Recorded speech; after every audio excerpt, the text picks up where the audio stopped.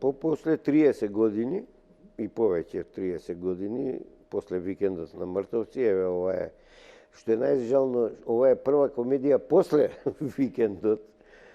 Мислам, она вистинска комедија, имало и смешни филмови, ама ова е права комедија. Значи, целата приказна е прво една љубовна приказна, што исто така е многу ретко као тема во македонскиот филм. Ние правиме или историски спектакли, или социјално-политички теми, црни филмови и така натака.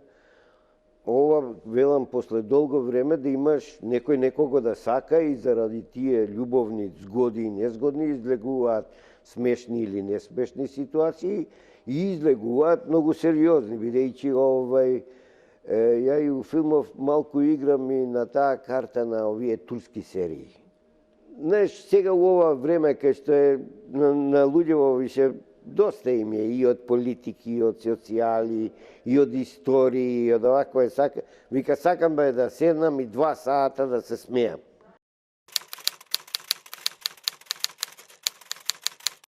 На времето тоа беше уствари прв приватен филм. Затоа што за тој филм ние не добивме пари од фондот. И тогаш постоеше фонд. Тој филм беше направен на иницијатива на Ацо Дуковски, кој у тоа време беше директор на Градски кино.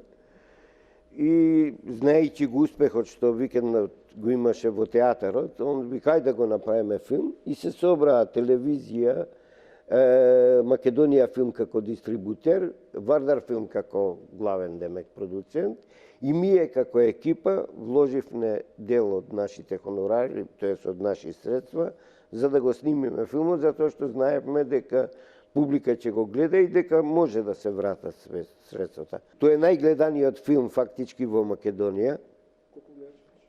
Па само у Скопје направи преку 100.000.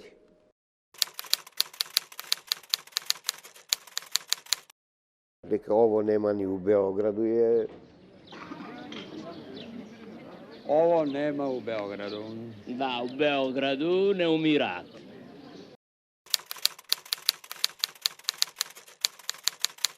И Солунски патарди имаше 470 представи. Да. Викенд на мртовци 250 направивме, ама тогаш ја го направив филмот и серијата, иако идеше.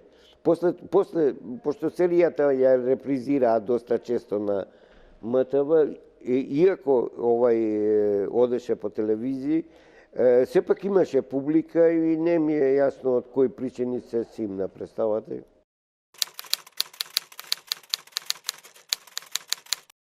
Огромна е разликата и неспоредлива е. У тоа време, значи, ја кога почнав со првиот филм Саша, не постоеше телевизија. Значи, тоа беше 61 година го снимав, 62 излезе. Не постоеше телевизија и тогаш, навистина, филмските глумци беат звезди и дел од спортистите, фудбалери, да речеме, на Звезда, на Партизан, на Хајдук, на Динамо, беат звезди и од Вардар некои, ама многу подосна се појавија вистинските звезди кај Вардар. Значи, глумци и например, на тој филм Саша, прво имавме негде околу 46 премиери низ цела Југославија. Филмот го видоа 8 милиони луѓе. Ја тогаш дневно, пошто немаше ни фейсбуци, ни телефони мобилни, ни интернети, добија по 150 писма од обожаватели. Значи, тоа беше, велам, неспоредливо е. Ми штампаа, како се вика, и тоа, да речеме, едно 10 години продуцентите ми штампаа фотографии по 500, 600, 1000, 2000 фотографии, што ја ги подпишував и ги праќав у тие писмата. Најчесто бараа фотографии, имаше и пари што бараа, имаше и љубовни изјави.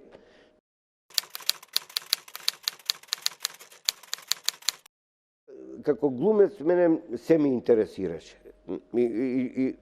Од една страна филмот е навистина магија.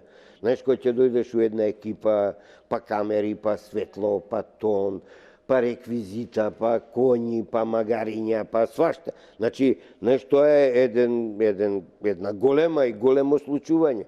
Тогаш исто така филмовите, пошто нели имаше негатив трака, па посебно се синхронизира, гласот се синхронизираше.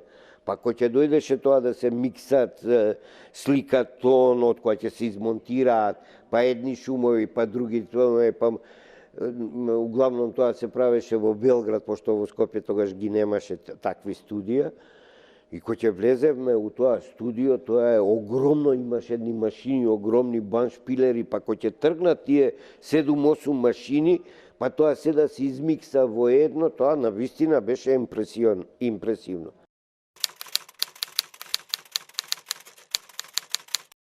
Тогаш се формираа две продуцентски куќи, си постоеше Вардар филм и една генерација на помлади филмски работници, режисери, не знам, тантара мантара, се собравме во така наречено ФРЗ, Филмска работна заедница, кај што председател беше Бранко Гапо. И тогаш ја имав, добро, за тоа не сакам да зборам, но ми рекоа, ако сакаш да режираш, мораш да направиш нешто малечко, значи нешто што не е скапо, што е ефтино, што може со наши средства да го направиме. И мене од секогаш ме фасцинирал Живко Чинго и таа приказна на Чинго татко, која што е фасцинантна. Направив прво сценариото и сценариото го пишував, главниот лик таткото требаше да го играе еден наш македонски глумец, кој што у тоа време беше доста популарен и доста славен. И ја цела година сценариото го пишував за тој актер. И се договоривме, готово треба да почнеме со снимање. И на првиот ден закажуваме снимањето да почне точно во 12 часот, као точно напладне, нели, чувениот филм. И глумецов доаѓа на саат пред да почне снимањево и ми вика, рече, ја не можам да играм у твојот филм и не се чувствувам ни физички, ни психички способен да играм во твојот филм и боле да ти откажам сега, него утек на снимање. А бидејќи не добив средства, со невероватни маки сум ги углавном ја сето тоа го завршив. Например, од еден мој другар кој што беше директор на Интеримпекс, одговорен за Орво, ми даде бесплатно трака црно-бела Орво, а мене ми требаше да биде снимен филмот во црно-бела техника. Ми ја даде бесплатно затоа што и истекуваше рокот на траење, не можеше да ја продаде, не знаеше што да ја прави, ми ја даде. Еден пријател, директор на Босна филм, ми даде бесплатно техника и луѓе. Бата Живојновиќ ми донесе, и покрај тоа што играа бесплатно сите глумци, ми донесе своја камера со објективи, што иначе ја изнемуваше по други филмови, и едно рентакар ауто, еден Мерцедес. Сега, овој глумецов на ден на снимање ми откажува снимањето.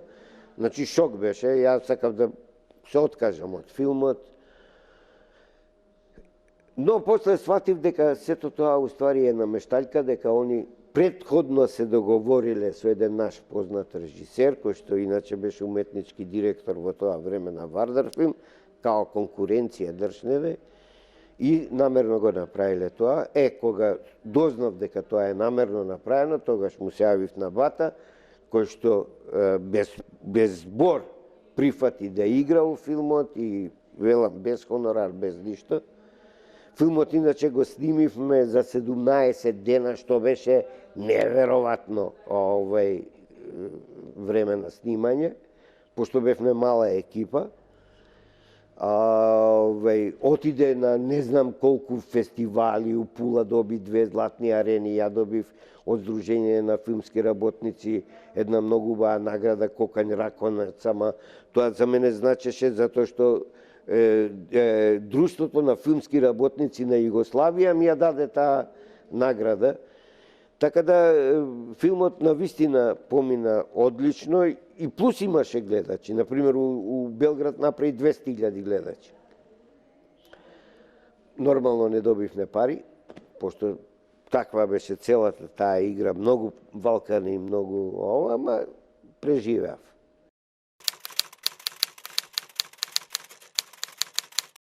И после тој филм, у нормални услови, ја требаше веќе следната година да снимам филм. И можев да снимам филм, ама баш заради тие гадости што се случува, реков, ајбе кој вешише, и почнав да режирам по театриве. И фала Богу, еве, за овие 50 години колку што се бавам со оваа работа, ја изрежирав по театриве 130 представи жив сум. Што е тоа што највише, на некој начин најмногу се одредив за комедија? Затоа што ја имам правено и многу сериозни, од Шекспири, од Молиери, од не знам што, разни представи, но комедијата сепак е, да речеме, мој фах, затоа што сакам кога луѓето среќни, задоволни излегуваат од театарот, сакам кога ќе видиш, кога ќе влезеш овакво у салата и кога ќе видиш дека има од страна стаено столици за преполн театарот и кој ќе пукне аплауз на некоја сцена или кој ќе врисна да се смеат, дека тоа е едно навистина добро чувство, знаеш, добро чувство дека луѓето се среќни.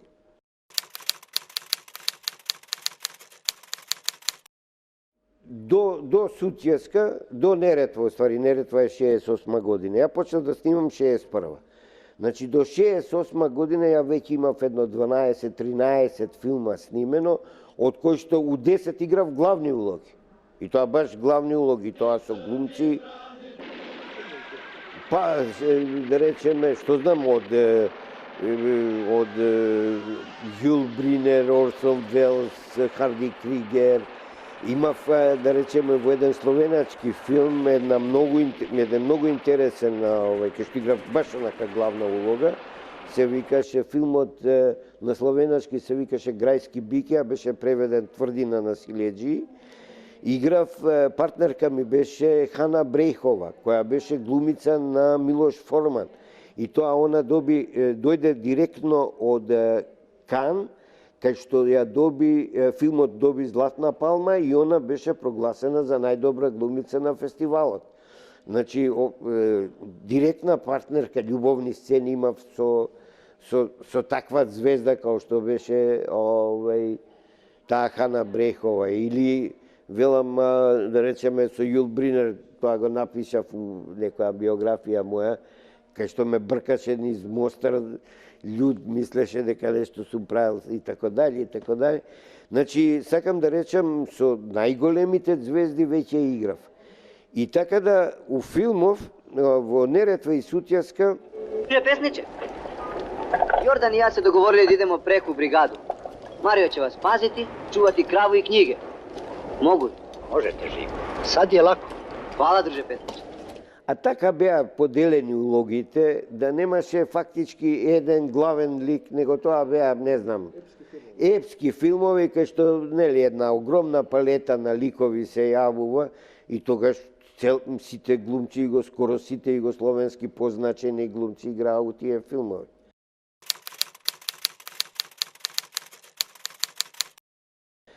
Има една добра анекдота за Сутјеска. Германциве идат со тие тенковите и проаѓаат низ една клисура. Напаѓаат со 7 тенка и они не ќеле да пукаат и тоа, сакале да ги газат со тенковите, да ги газат овие ранетиве кои што биле исполегнати. Овие двајцава,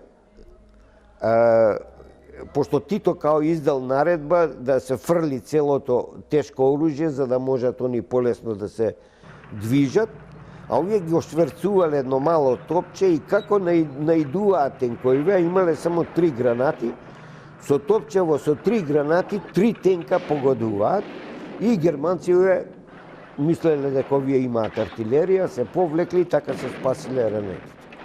Истата сцена ја правиме во филмов и сега гаѓаме Љубиша и ја, данг, ги погодуеме 3 тенка и Љубиша по сценариото ме прашува А шта ако најде четврти?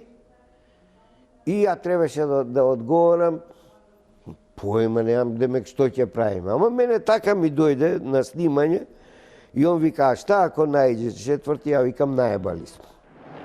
A šta ako najde četvrti? Najbolji smo. И режисерот вика, одлично, снимљен кадар, браво, држ, не да, ја викам, ама љубише сега професионалец, знае дека тоа е пенал. Дека кога ќе иде на проекција, публика ќе врисне на тоа најбали смо. И шушу со режисерот, и режисерот вика, абе, ај дојди, вика, ти да го прашаш, а шта ако најде четврти? Ја викам, извини, ти рече, готов снимљен кадар, ај здраво, довиđење, и си се облеков, и си отидов. Ама стани, држ, не дај, нема везе. И у Пула, која се даваше филмов на фестивалот, значи на платно, 30 метра големо, у двајцава вака глаите по 10 метра големи, а шта ако најде четврти, ја која реков, најбали смо, кога прсна тоа 15.000 луѓе која викна, јао, браво, аплауз, е големо чувство. Некои од тие глумци се многу професионални у тој и не е јарно да се чачкаш. Знаеш, ако можеш да украдеш на Бата Живојновиќ, да му украдеш кадар, тоа нема шанса. Така да, знам Бата да речеме, пошто и бев таму у таа сцена, Јул Бринер, Бата, ја нешто од страна стојам и сега на една маса, камерата е вака ставена и сега од една страна е Бата, у центар стои Јул Бринер. И сега Бата му објаснува нешто на Јул Бринер на картава и Јул Бринер као го слуша и се повлекува назад. Значи се трга назад да Бата кој што е у профил, за да му каже треба да се сврти вака, знаеш. И Бата тоа одма го сети, го почувствува. И еден дубал добро, вториот дубал кога тргна овој да се повлекува, Бата од позади, вика, чекај бе дечко, како така? Не. И овој му вика, пардон, свака час уреду е, нема више така да ти правам.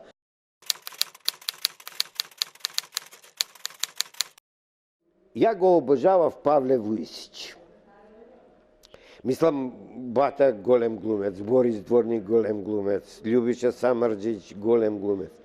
Ама кај Павле Вујсич имаше некоја чудна магија, знаеш, тој огромен човек, тој со едно лице многу изразито, за такво лице, знаеш, да речеме, сега веќе никогаш не се појавило на филмско платно кај нас. И он беше исклучиво филмски актер. Ама беше неверојатно мек, добар човек и голем интелектуалец. Он, значи, немаше книга што ја нема прочитано. Мислам, он беше неверојатно, знаеш, на тоа чудно големо лице, за се можеше со него да се разговара и ти викам, ја бе фасциниран од него.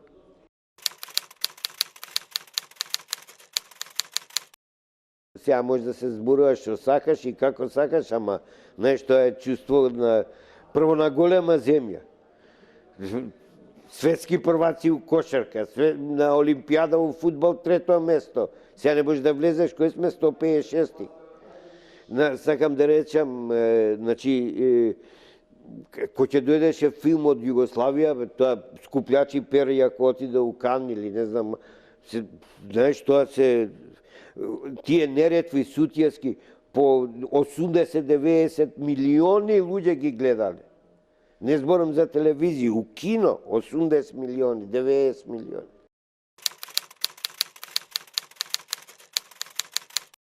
Еве, ја имав еден исто така неверојатна приказна, баш за филмов Татко. И сега филмов избран у селекција.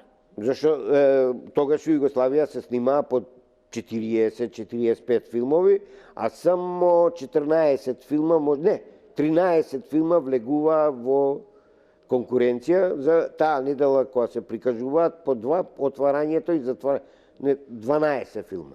Отворањето и затварањето идеа со по еден филм. И филмов мој влезе на конкуренција, од овдека, од Македонија, од Вардар филм стигнува забрана, не смее да се прикаже филмов. Да се симне, и тоа на ден пред прикажување. По некоја чудна случајност, Тито на Бриони му ги пуштаат, ако не дојдеше у Пула да гледа на фестивалот, му ги пуштаат филмовите, човек имаше што ги бираше. Што ги бираше филмовите и му ги пуштаат. И меѓу другиве филмови и татко ставен у репертуарот Тито да го гледа. Која разбрал дека треба да се забрани, да не се пушти, како вика да не се пусти филмот?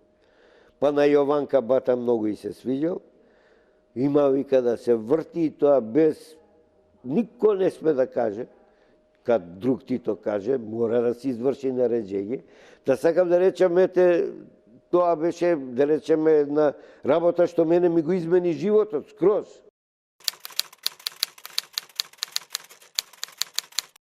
Што, зависта? Затоа ја велам дека ја многу посреќен си бев и многу помирен и се ми беше многу во театрите. Зашто тука си знаеш, како се вика, добиваш некој проект, одиш таму, 2 месеца го работиш, немаш време ни да се искараш, ни да се акве, се е убаво, баш кај јас сум таков човек, не сум баш некој кавгаджија и не сум баш, да речеме, ја така мислам, ја така сакам. Главно со артистите комуникација и така да немам проблеми. На филмов е многу тешко, поготово порано беше страшно многу тешко, затоа што големи пари се вртат. И сега нормално дека некој од режисериве овие неќе да ти даат сега тебе, ти да режираш, да добиеш дел од колачот, дел од парите. Не, они сакаат сите пари да ги земат за себе и после да прават спектакли, да бидат единствени. Со еден пријател кој што не е жив исто така, 10 дена пред да почине имавме еден така, ќе речем, суштествен разговор, ама знаеш, кога разговараш со некој човек за кого знаеш дека за 10-15 дена нема да биде веќе меѓу живите, така да беше една доста мучна атмосфера, па ми вели, да знаеш како ти завидувам, како го живееше и како го живееш животот. Ја тогаш малку поќутев и после му велам, види, многу е битно некој Господ да те види негде у толпата и да рече, еве си ти, ај сега, еве, од мене имаш благослов и терај. Тоа мора да се случи, мислам, за да имаш нешто, мора да има некој да ти извлече од толпата. Ама после се што правиш е твој избор.